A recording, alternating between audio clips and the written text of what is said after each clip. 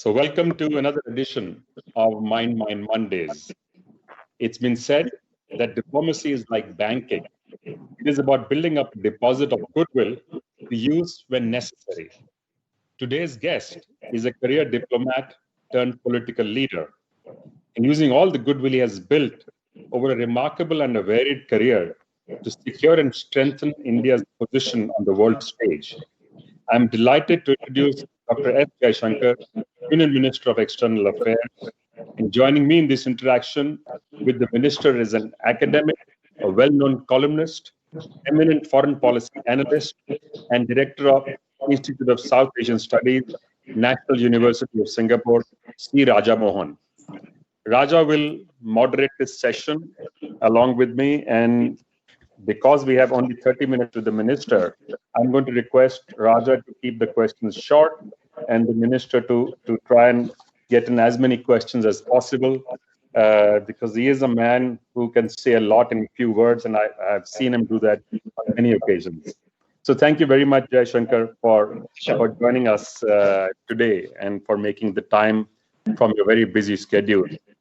This is a series of events that we run in partnership with CNBC to address issues of importance to India, Indians, Indian economy, and India's global relations. And this is a perfect platform, an ideal set of guests for this. 4-decade journey of diplomacy. The world has changed. You started off as a career diplomat and are now a minister. What did it mean for you, this change, for your relationship with your colleagues? Did this become an easy or a difficult transition? Well, before I come to that, I'll point out one more common point between diplomacy and banking. I think both run very much on trust. Correct. And so the capital that you build is very much a function of the trust that you generate and the credibility that accrues from it. But that apart. Absolutely. Yes, it's been a long journey, but I must say it doesn't feel that long a journey, largely because every day is a new day, the world changes. So while you may be adding to the experience side of the ledger, the enthusiasm side of the ledger also remains very, very strong. And I think it's, of course, a huge advantage to be a minister of a department where you spent all your working life. So, all my colleagues are known to me, the issues are known. But yet, as I said, don't get me wrong. It's not that somewhere we've kind of slipped into some kind of routine, because the world is today so challenging, and is challenging largely for three reasons. One, there's an enormous rebalancing over these 40 years. If you look at what are the top 20 economies or the top 10 economies, that's really been transformed in the last 2 generations. The second, the world's a much more globalized world. It's much more interdependent, much more interpenetrative. Something happens somewhere. It can be a pandemic, it can be technology, it can be, terrorism. So we are far more connected and influenced by each other than we were. And of course, the third is the metrics of influence, of power, of diplomacy. That has changed. Today we would talk much more of economic parameters of judging influence, of technology, of connectivity of different kinds. So it isn't just that the players have changed and the relative weight of players has changed. I would say the entire landscape has changed. I would quite agree with you. The maelstrom taking place right now in geopolitics is no less than what has happened to the economies in the world. And while the old Cold War is not there, the question being asked is, are we heading towards a new one? And pandemic and other such situations have certainly added to that. I'm going to hand over to Raja now to come in. Raja? Thank you, Sumit. And I'll take off from where you stopped just now, the Cold War. Minister, when you joined the Foreign Service almost 40 odd years ago, there were only 2 big honchos. So we used to call it the bipolar world. Now, what Sunil is saying, we are back to 2 big honchos, which is US and China. And in between, of course, US is going to be the dominant power. So how is China's emergence as the second most important power different from the US-Soviet war So how is China making a difference to the world where you see it? Well, first of all, I think there was polarity then, not absolute bipolarity. After all, we were non-aligned even then. And there is some kind of bipolarity now, but I would still say we are moving towards a multipolar world where all the poles won't be of the same size. I mean, clearly the US and China would be very much more influential than other players. But I would still, I would say the earlier time was a bipolar world with some incipient multipolar characteristics. This will be a multipolar world with strong bipolar characteristics. But the other big difference, of course, was who the poles are. At that time, it was the US and the Soviet Union. We didn't have land borders with either of them. If we are looking at a different era where US and China are 1 and 2, China is our immediate neighbor. So the rise of China has, of course, impacted the entire world very, very profoundly. But most of all, it would impact its immediate neighbors. So I wouldn't transpose that old template onto where we are now. You talked about China's rise, Minister. I mean, most countries now seem to believe they underestimated the speed and the scale of China's rise and its consequences for the world. The US says, look, probably it was a mistake to have got them into the WTO. We worked with them saying, look, we can work together on global issues. We have a common interest in making the world multipolar. But what's happened in the last few weeks, I mean, I think the challenges from China to India have dramatically grown. So did we underestimate the scale of China's rise in the early 90s? Well, look, to be fair, I mean, and I sort of use shall I say, a yardstick of comparison here. 1988, when Rajiv Gandhi went to China, which was the first prime ministerial visit we had from our side after the war in 62. The two economies were roughly of the same size. Today's China's economy is about 4.5 times, 5 times the size of India. Now, and mind you, it's not like we've stood still. I mean, we've grown, and we've grown fairly significantly in this period. So the fact is that China has posted a very, very impressive record over the last 40 years. I mean, whether people see that to their advantage or not, in my view, we should recognize that reality and certainly give them credit that is due in that regard. But we also perhaps need to reflect on, as I said, while we grew well by, if we were to benchmark ourselves by our own past, if we were to do that in comparison with China, comparison with Southeast Asia or some other economies, maybe there were a lot of areas where we could have done very much better. I think the fact that we didn't intensively industrialize, push manufacturing the way many other Asian economies did. The fact that we opened up very much later, we opened up a full decade and a half after China did. And even when we opened up, whether our commitment to the kind of sweeping reform that we saw in China, not just economic reform, governance reform, administrative reform, social reforms. I mean, look at their HR indices. I mean, it is significantly better than ours. So you actually had, and finally, the embrace of the world. In many ways, they were much more aggressive about leveraging the world than we were.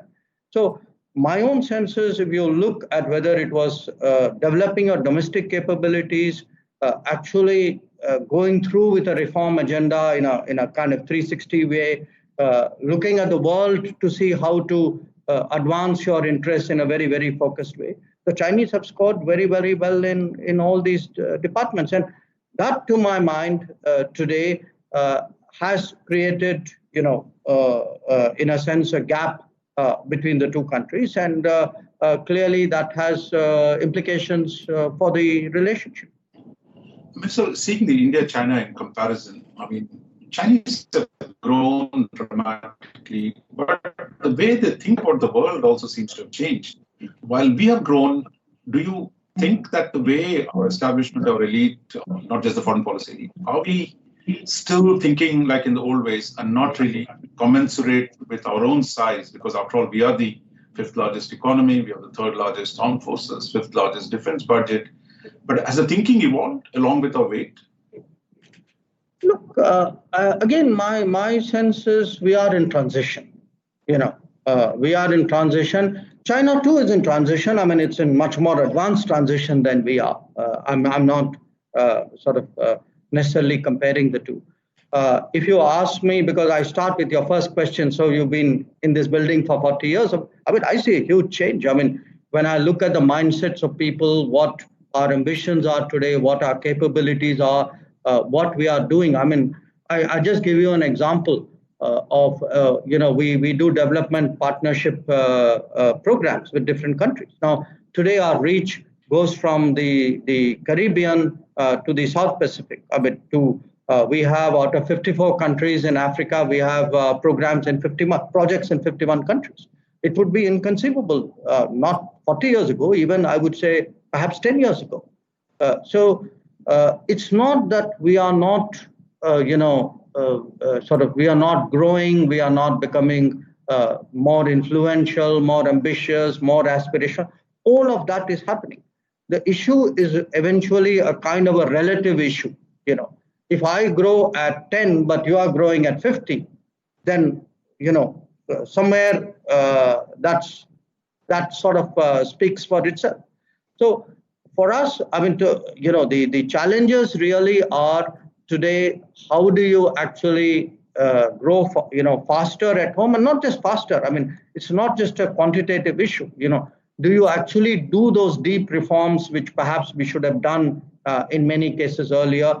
I mean, Sunil, you're from the business world. You'd fully agree with me that, our manufacturing capability should not be what it is today. I mean, it should and could have been very different. Yeah. That we made policy choices and adopted practices which didn't foster industry. And I'm just giving you industry as one example. I would give you another, which is you look at the skills and education levels and health levels. So there is a lot of work to be done at home. I think to me, when I look at this comparison, it is a motivation really saying, how do we do better at home and how do we leverage that better outside? I have a question closer home. When India is looked at by its neighbors, we hear terms very often being used by some of them of big brother, bully, using your size and weight excessively or unfairly. Do you think there's something we should be doing different to be able to have a smoother relationship? Because we do live in a complex neighborhood. Look, that is true. We live in a complex neighborhood, not just a complex neighborhood, a neighborhood with which we share a lot of history. Mm-hmm. We share a lot of sociology. Very often with each one of our neighbors, you have communities which are sort of across the border in a way. There are a lot of affinities of various kinds. Now, what they often do is it is natural for people, therefore, to worry about how secure they are, especially from a sort of identity point of view. We need to take care out there. But bear in mind, a lot of it is also politics at work. Their politics, our politics, sometimes the interplay of politics. Often it would be, sharp positioning, which may be, sort of magnified by the media. So we can't wish these things away. I mean, this is politics at work. It's not unique to us. I mean, every region would have its own. I mean, Northeast Asia would have its version. Southeast Asia would have its version. America would have its version. Europe has its version. I mean, if you are a big country with neighbors who are smaller than you, there is a natural dynamic out there which would happen. Now, here's the answer to my mind. One, we need to create those structural linkages between us and our neighbors so that they take care of the political cycles and any volatility that, their politics may produce. Because very often, people say things about us where we are actually like a punching bag in a domestic issue which one of our neighbors is having. So I would say the sensible thing to do is to make sure that you have strong structural linkages so that the politics of the day plays on, but the realities of the economics and the social interactions and the people-to-people contacts that carries on. Having said that, I would take a lot of care with my neighbors to kind of smoothen the frictions as they come along. Sometimes you anticipate problems. Sometimes it's important that you don't get provoked by what somebody may be doing for a very short-term calculation. These are all facts of life. If I might take you back to one big theme, I mean, what has changed in the last 40 odd years is the expansion of the relationship with the United States. I mean, the US on defense, economy, everything. I mean, I think it's dramatically changed. But the critics of your foreign policy say, look, you're departing from non-alignment. So many of them measure non-alignment as the distance we keep from the United States. There was a time when we said, look, we must stay away from both. But today, non-alignment seems to be defined as how far do you keep from the United States? Is that relevant today as we engage the US? Raj, non-alignment was a term of a particular era and a particular, shall I say, geopolitical landscape. Okay. At a specific context, yeah. There's a context, right? Yeah. Now, in a sense, there were two aspects to it. One was be independent. I think that remains very much a factor of continuity. We are a big country. We are a old civilization. We have ambitions, aspirations. Look at our numbers, and it's natural there would be a very, very strong streak of independence, which is also derives from the fact that we emerged out of a long independence struggle. So that is the continuity factor. The other factor was particularly in the 50s and 60s when we were very much weaker. A lot of it was, stay out of trouble, don't get entangled. People want to pull you into their issues, which were perhaps some of it legitimate at that point of time on those issues. But look, today, people turn to us as part of a solution. We are not necessarily the bystander who may get sucked into other people's issues. But we have a contribution to make. The big issues of the day, increasingly, you've got to weigh in on. I mean, just look right now. I mean, what are the big issues of the day? I would say what kind of connectivity is a very big issue. Maritime security is a big issue. Terrorism is a big issue. Climate change is a big issue. Now, you can't say, I'm going to stay away. And there will be competing choices in all of that. And my third point would be that if we are to grow, and I come back to that India-China comparison we had earlier in the discussion, if we are to grow by leveraging the international situation, then, we've got to exploit the opportunities out there. Now, you can't exploit the opportunities by saying, well, I'm going to stay away from it all. And by the way, when I find it useful, I will step out. So either you're in the game or you're not in the game. So I would say that era of great caution and a very much greater dependence, in a sense, on multilateralism. That era is to a certain extent behind us, and we have to step out more. We have to be more confident. We have to articulate our interests better.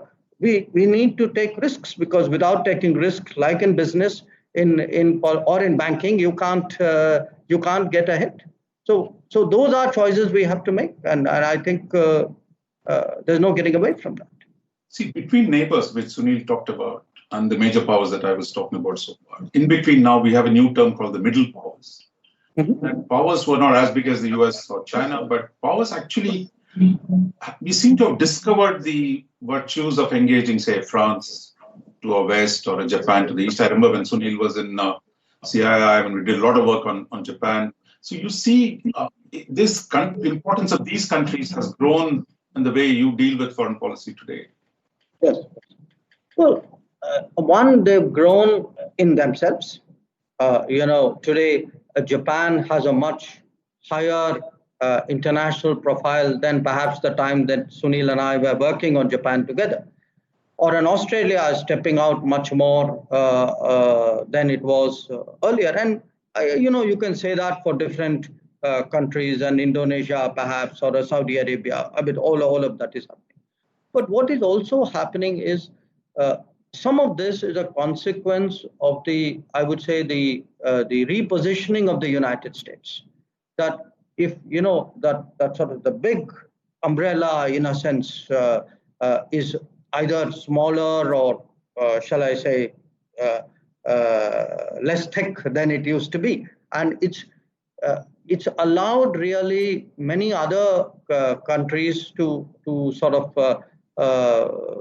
play much more autonomous roles. I mean, in many cases, look, it doesn't affect us so much because we were never part of an alliance system, and we will never be. But the countries who earlier on perhaps depended very much more on American decision making today are finding that they have to take the call on a whole lot of issues. And on the second part of it is, again, we come back to the rise of China. That as you have, in a sense, a different China and a different America, both for very different reasons. My sense is that a much more room has opened up for that, what you call the middle powers of different kind. Now, some of them may be, countries which, I mean, middle power may be a sort of a understatement, like say Russia, or countries like France or UK, which are in the Security Council, and which still carry a lot of clout. But I would, again, if you look at a lot of the G20 players, you would see many of them playing a much greater political role, and a lot of regional happenings. I mean, many things are more decided regionally today than they were 10 years ago. And a very good two good examples would be North Africa or the Gulf, where things are happening with, shall I say, less big power sort of direct involvement than in the past. I had one question. I'm sure Sunil will add something. If you look at last 30 years, we used to be reluctant supporters of climate change issues. Under your current government, that thing has changed. Today, India is actively championing climate change. But on the other side of the ledger, there was a time when India was actively supporting free trade agreements. But today, we walked away from them. We walked away from RCEP. I'm sure on trade issue, Sunil will have to add something. So how do you look at the way we deal with the world on a multilateral level? Sunil, you want to ask something on trade side? No, I think you asked a very relevant question. I was actually going to expand that a little bit, because the occasion that I've had to work with Jaishankar, one of course was Japan, the other one was also when we worked on the US-India strategic dialogue, when we started the civil nuclear program with them, and then again with Pakistan, when we were focusing on the most favored nation status and trying to resolve the relationship to a working level point of view. All of these came down to how do we figure out a way to actually work with them, to do business with them, create an investment on both sides. And that still continues to elude us in many of our relationships. What do you think? And because this is a time in India, as you said yourself, wants to stand up and be counted. So does Indian business. So there are unique opportunities that have been thrown up, especially because of China and its positioning and the way the world looks at it. How do you think India should now, at least in the short and medium term, position itself to take full advantage of the opportunity and our potential? Well, look, I shouldn't be preaching the virtues to you, Sunil, of the merits or demerits of free trade agreements. But let me say that, to my mind, FTA is also become a bit of a mantra, as though it's some kind of panacea, and by signing FTAs we are going to get ahead in the world. Just look at the actual record. Look at the numbers. The fact is, say with the RCEP countries, if you look at where your trade deficits were 15 years ago and where they are now, they've doubled. Okay.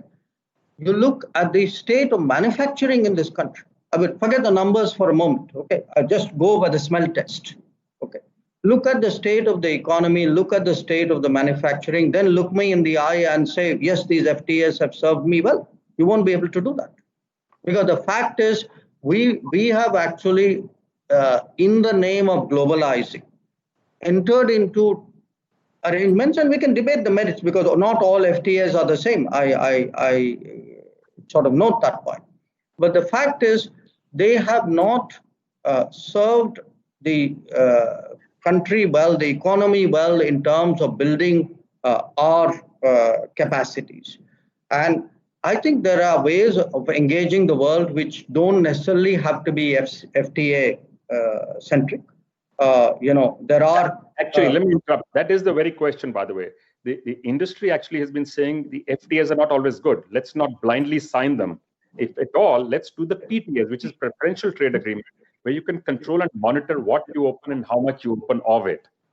The FTA demand that you go down to zero duty on all items over a period of time, and that has been the big challenge. No, fair point, Sunil. But I would even say that, look, there are opportunities today in global value chains that if you actually see what it takes to improve your trade facilitation measures to attract business into this country, not just as FDI, but as part of a global chain. And this is a part we've actually been quite weak. My sense is we really need to look at this space, how to engage the world differently. But I'll also make a bigger point here. It's not completely dependent on us only. I mean, I'm making a case that the FTAs of the past have not served us well. But there are a lot of other people out there in the world, primarily the United States, but not just the United States, who are also thinking, rethinking how they should be approaching the global economy. We are heading to a much more protectionist global economy. I think the coronavirus pandemic is only going to accelerate those trends. So some of the answers depend on us. A lot of them depend on other people. Thank you very much, and hope we will be able to get you again on another occasion for one more Mind event. Thank you very much. Pleasure. Thank you, boss.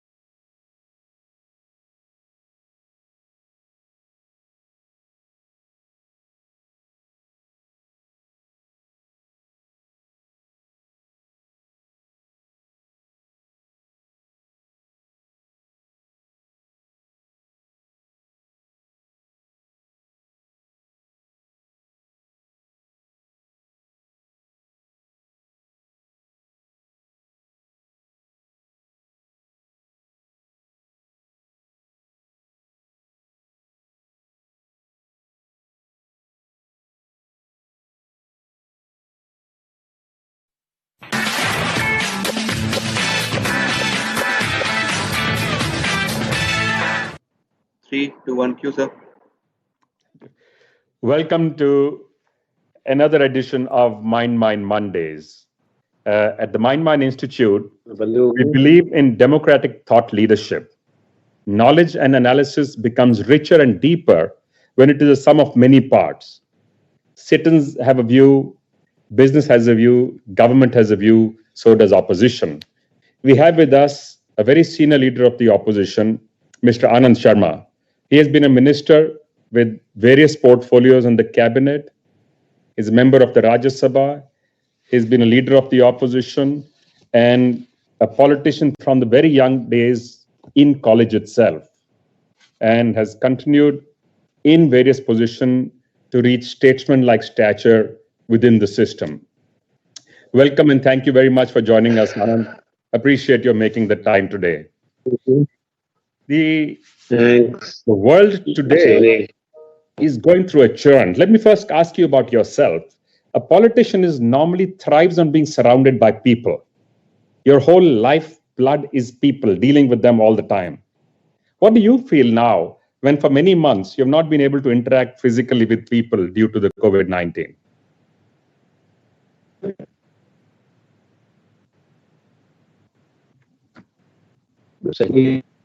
working committee Yeah, we can hear you now. Anand, please go ahead.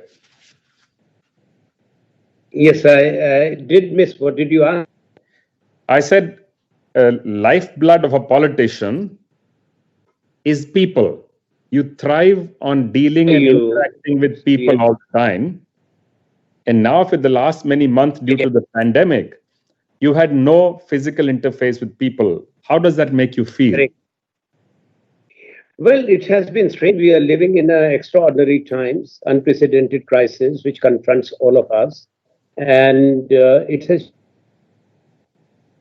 lived the way we engage, the way it has affected nations, societies, communities. For that matter, then. Okay, we have a challenge with the connection. At the same time, we have to address issues so that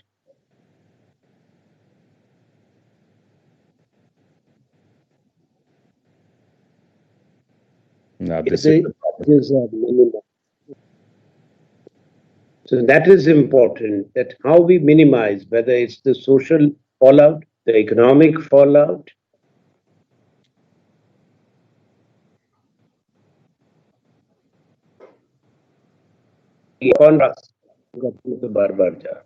Okay, this is a challenge. I think the connection is coming and going, but let's give it a shot and see. So I think, to my mind, whether it's for policymakers, whether for business leaders, or for all of us in public life,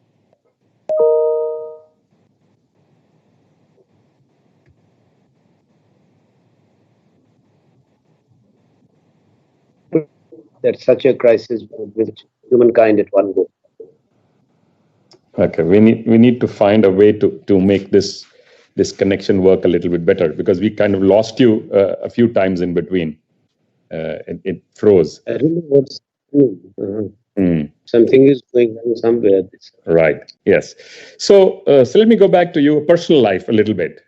You were a political leader even when you were in college, I believe. You got involved in the union, etc., in college, and you made many friends who also became leaders later on. And you married Zenobia when she was still studying in college. And both lawyers and doctors are supposedly strong-minded individuals. That's what both these professions produce. How did the two of you get along? True. Well, we got along very well, I think. The profession or the medical profession, as long as you don't try to know more about the others, because I don't know much of medicine, little bit. So you have been known to be a big supporter of initiatives for the differently abled people. What is it you think we could do both on the policy front and on the support front for the differently abled? We keep on. Okay, this is I'm back again. Yeah. So the question I was asking was, you are known to be a big supporter of the differently abled. You have supported them Yes. yourselves. You have been a big champion of their cause. What do you think needs to be done, both on the policy front and on the actual support, for the system to be more facilitating?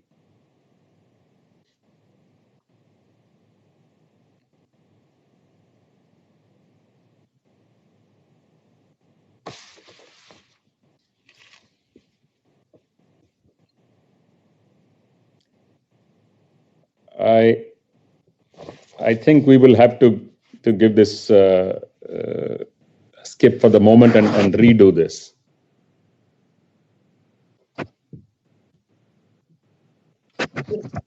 Yeah.